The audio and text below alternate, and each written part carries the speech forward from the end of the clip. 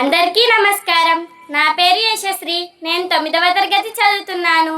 వేదికపై ఆశీనులైన పెద్దలకు, ఆచార్యులకు, మాతాజీలకు, ఆవాస హితైషులకు మరియు నాతోటి విద్యార్థులందరికీ 76వ గణతంత్ర దినోత్సవ శుభాకాంక్షలు. ఇక్కడ గణ అంటే సమూహం, తంత్రం అంటే సూత్రం రాయడం. ఇది మనందరికీ తెలిసిందే. గణతంత్రం అంటే సమూహం కొరకు సూత్రం రాయడం.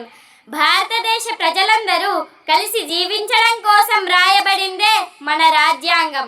దీనిని ప్రవేశపెట్టిన రోజునే మనం గణతంత్ర దినోత్సవాన్ని జరుపుకుంటాము. భారత రాజ్యాంగంపై ఉండే జాతీయ చిహ్నాన్ని ఉత్తరప్రదేశ్లో ఉన్నటువంటి సారానాథ్లో అశోక చక్రవర్తి స్థాపించిన అశోక స్తంభం నుండి స్వీకరించబడింది. దీనిపై ఉండే 4 సింహాలు, గుర్రం, ఎద్దుతో పాటు అశోక చక్రం, సత్యమేవా జయతే అనే అక్షరాలను కలిపి జాతీయ చిహ్నాన్ని ఏర్పాటు చేశారు. భారత రాజ్యాంగం కొరకు మొదటి 1947 ఆగస్టు 29న ఒక డ్రాఫ్ట్ అనే కమిటీని ఏర్పాటు చేశారు. దీనికి డాక్టర్ బిఆర్ అంబేద్కర్ చైర్మన్గా ఉన్నారు. మనము ఒక ఎఫ్ఎం రాయడానికే వారాలు సమయం తీసుకుంటాం కదా.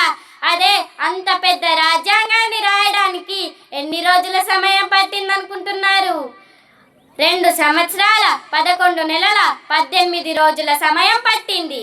ప్రపంచంలోని అన్ని దేశాల రాజ్యాంగాలను పరిశీలించి మన గొప్ప రాజ్యాంగాన్ని రాశారు. అందులో భాగంగా రష్యా నుండి ప్రాథమిక విధులను, అమెరికా నుండి న్యాయ సమీక్ష అధికారాలను, సుప్రీంకోర్టు విధానం మరియు ప్రాథమిక హక్కులను గ్రహించారు. బ్రిటన్ ప్రభుత్వం నుండి పార్లమెంటరీ విధానం, స్పీకర్ పదవి మరియు ఏకపౌరసత్వాన్ని గ్రహించారు. ఇక ఐర్లాండ్ నుండి ఆదేశిక సూత్రాలు, కెనడా నుండి కేంద్ర రాష్ట్ర సంబంధాలు, జర్మనీ నుండి అత్యవసర పరిస్థితుల వంటివి గ్రహించారు. ఇలా కొన్ని దేశాల నుండి కొన్ని గ్రహించబడ్డాయి. అలా అని అన్ని వేరే దేశాల నుంచి గ్రహించడం జరగలేదు. కొన్ని మన దేశంలో నుండి మన ప్రజల సలహాలతో గాను, మేధావుల సలహాలతో గాను గ్రహించడం జరిగింది. అసలు రాజ్యాంగం అనేది మనకెందుకు? అసలు రాజ్యాంగం లేకపోతే ఏమవుతుంది అని అనుకుంటున్నారా? రాజ్యాంగంలో పిఎం ఏం చేయాలి, సీఎం ఏం చేయాలి అనేది ఉంటుంది. ఉదాహరణకి మన ఆవాసాన్ని తీసుకుందాం. మన ఆవాసం కంటే ఒక టైం టేబుల్ ఉంటుంది. ఆ టైం టేబుల్ అనేది లేకుంటే ఆడుకునే టైంలో తింటాం, తినే టైంలో పడుకుంటాం, పడుకునే టైంలో చదువుకుంటాం. అలా అయితే సరిగ్గా ఉండదు కదా. అందుకే మన ఆవాసం వాళ్ళు మనకంటూ స్పెసిఫిక్ టైం టేబుల్ని క్రియేట్ చేశారు.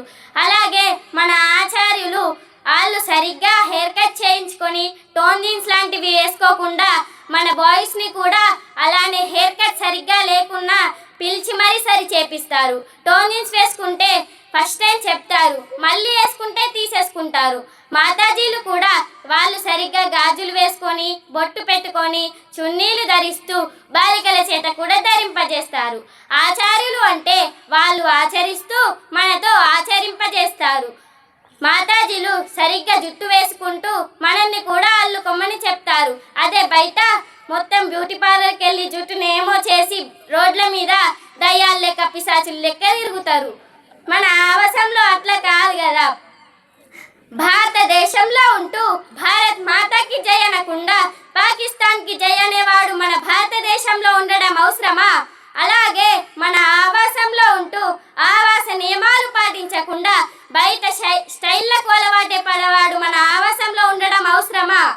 అలాగే మన ఆవాసంలో ప్రధానాచార్య ఏం చేయాలి, ఆచార్యులు ఏం చేయాలి, ఆవాస కర్మచారులు ఏం చేయాలనేది పాఠశాల నియమాల్లో రాయడం జరుగుతుంది. అలాగే మన దేశ రాజ్యాంగంలో కూడా పిఎం ఏం చేయాలి, సీఎం ఏం చేయాలి, ఎమ్మెల్యే ఏం చేయాలి అనేది రాయడం జరుగుతుంది. మన దేశ రాజ్యాంగ మొదటి పేజీలో భారతీయ ప్రజలమైన మేము భారత్ను సర్వసత్తాక, సామ్యవాద, లౌకిక, ప్రజాస్వామ్య, గణతంత్ర రాజ్యాంగ ఏర్పాటు చేయాలని దేశ సమగ్రతను నిలబెట్టడానికి దీక్షబద్ధులమై ఉన్నామని 1949 నవంబర్ 26న ఈ రాజ్యాంగాన్ని మాకు మేము సమర్పించుకుంటున్నాము అని ప్రతిజ్ఞతో కూడిన వాక్యాలు ఉంటాయి.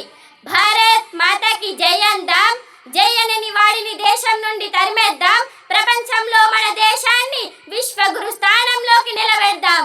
చేద్దామా? ఇప్పుడు ఎవరైతే చేద్దామన్నారో వాళ్ళు నాతోటి భారత్ మాతాకి జై అనాలి. భారత్ మాతాకి, భారత్ మాతాకి, భారత్ మాతాకి. దీన్ని మన ఆవాసం నుండే ప్రారంభిద్దాం. జై హింద్. ఇప్పుడు మన చెల్లి శ్రీచరణ వచ్చి జనవరి 26నే గణతంత్ర దినోత్సవం ఎందుకు జరుపుకోవాలో చెప్తుంది.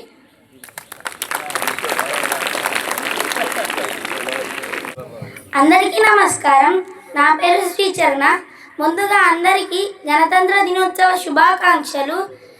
మన రాజ్యాంగం రచన నవంబర్ 26నే అయిపోయింది కదా. మనం జనవరి 26న గణతంత్ర దినోత్సవాన్ని ఎందుకు జరుపుకుంటామో నేను చెబుతాను. 1949 నవంబర్ 26న భారత రాజ్యాంగాన్ని రాజ్యాంగ పరిషత్ ఆమోదించినది. కానీ మన భారత ప్రభుత్వం దానిని వెంటనే అమలు చేయలేదు. భారత రాజ్యాంగం అమలు చేసే తేదీకి ఒక ప్రాముఖ్యత ఉండాలని నాయకులంతా ఆలోచించినప్పుడు అందరికీ గుర్తుకు వచ్చింది అతి త్వరలో రాబోతున్న జనవరి 26. అందువల్ల 2 నెలలు ఆగాలని అనుకున్నారు. ఇంతకు జనవరి 26కున్న ప్రాముఖ్యత ఏమిటంటే భారతీయులు బ్రిటిష్ వారి పాలనలో ఉన్నప్పుడు భారతీయుల హక్కులను పరిరక్షించడం కోసం భారత జాతీయ కాంగ్రెస్ కృషి చేస్తూ వచ్చింది. అయితే సుభాష్ చంద్రబోస్, నెహ్రూ వంటి వారు మన దేశాన్ని మనమే పరిపాలించుకుందామని, మనకు సంపూర్ణ స్వాతంత్ర్యం కావాలని, ఆంగ్లేయులు మన దేశం వదిలి వెళ్ళాలని పిలుపునిచ్చారు. 1930 జనవరి 26న లాహోర్లో సంపూర్ణ స్వాతంత్ర్యాన్ని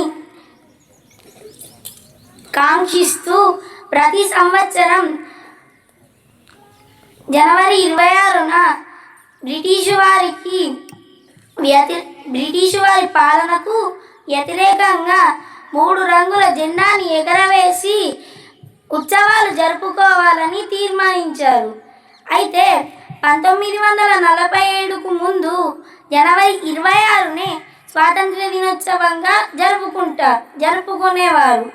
అయితే 1947 తర్వాత జనవరి 18కి స్వాతంత్ర దినోత్సవంగా జరుపుకున్నారు.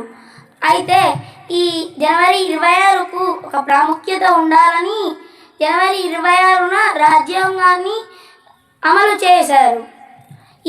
ఇది ఈ తేదీకి ఉన్న ప్రాముఖ్యత. భారత్ మాతాకి జై హింద్.